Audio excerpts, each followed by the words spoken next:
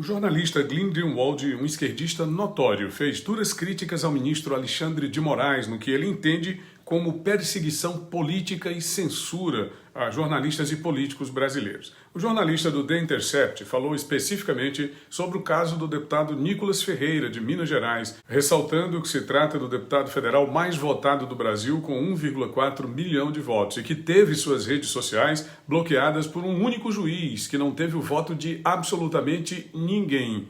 No entender de Greenwald, o Brasil caminha rapidamente para uma ditadura e cujos passos iniciais estão sendo dados sem que haja nenhuma reação da sociedade. Recortamos aqui um trecho da fala do jornalista e colocamos para os nossos espectadores. Nicolas Ferreira is a 26-year-old Brazilian who's a supporter of President Jair Bolsonaro. He became a popular social media star on both YouTube and TikTok and Facebook. And he converted that popularity into a successful run for Congress. He was just elected at the age of 26 to the Brazilian Congress.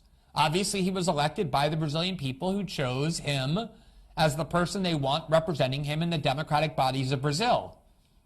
Not only was Nicolas Ferreira someone with whom I have not just disagreements, but I can't think of a single matter on which I agree with Nicolas Ferreira, other than perhaps the evil of censorship. But not only did he win in his campaign, he received 1.4 million votes. 1.4 million Brazilians in his state voted for him to represent them in Congress, which happened to be, by a good margin, the greatest number of people, the highest vote total any congressional candidate in Brazil received this year. There are tens of thousands of people who run for Congress across Brazil, each trying to represent their state in order to represent, to become a member of Congress. And of these tens of thousands of people who ran, this one individual, Nicolas Ferreira, received the most votes of any other candidate in Brazil on the left or the right.